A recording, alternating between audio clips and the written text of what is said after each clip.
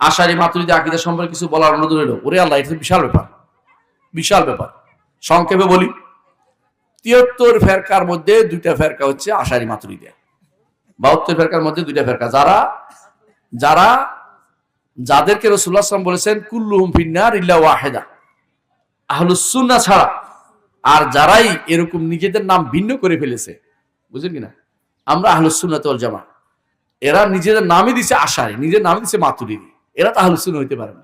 আহলুস সুন্নাহ নাম দেখি, আহলুস সুন্নাহ বলুক যে আশারি মাতুরিদি না, আমরা আহলুস সুন্নাহ, এটা বলবেন। আর কি বলে, আশারি হইলো তো মাতুরিদি আহলুস সুন্নাহ, মাতুরিদি হইলো তো আহলুস সুন্নাহ, এভাবে হয় না।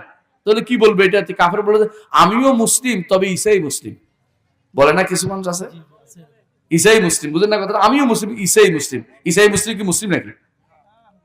খ্রিস্টান মুসলিম হয় নাকি আবার, কথা বুঝেন?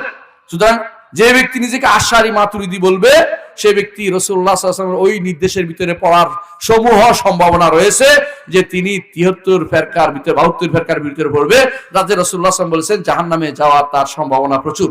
কারণ সে এমন সব আকীদা বিশ্বাস পালন করে যেগুলি কোরআন এবং সুন্নাহ বিরোধী, এমন আকীদা বিশ্বাস পালন করে। বিশেষ করে আল্লাহকে আরশের উপর তারা মানে না। আল্লাহকে আরশের উপর না মানলে এটা তো প্রথম আকীদা। রাসূলুল্লাহ সাল্লাল্লাহু আলাইহি ওয়াসাল্লাম এটা দিয়ে ঈমান পরীক্ষা করেছেন, কার? দাসীর ঈমান পরীক্ষা করেছেন, আপনারা জানেন। এটা লম্বা আলোচনা বিষয়, আমার 2টা বই আছে। একটা বইয়ের নাম হচ্ছে মাতুরিদি আকীদা নামে এটা, আরেকটা বইয়ের নাম আছে আশারিকে আহলুস সুন্নাহ। 2টাই লিখছি, আপনারা 2টা পড়বেন। এতক্ষণ যা বলেছি হাদিস অস্বীকারীদের বিরুদ্ধে একটা বই লিখছি, নাম কি? হাদিসের মর্যাদা ও প্রামাণিকতা, এর হাদিসের প্রামাণ্যতার উপর এই শব্দ একটা বই লিখছে আমার ছেলে রেদা জাইদানের, অনুবাদ করেছে। এটাও আপনারা পাবেন। এই বইগুলি এদের কাছে পাবেন, আপনাদের এই আলেমদের কাছে পাবেন, ওনারা এগুলি সবগুলি সরবরাহ করে আপনাদেরকে। পড়া ছাড়া বিকল্প নাই।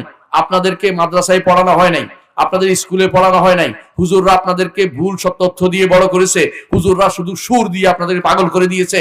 আপনাদেরকে পড়তে হবে, জানতে হবে, হকটা মেনে নিতে হবে। আশা করি আপনারা সেটা করবেন।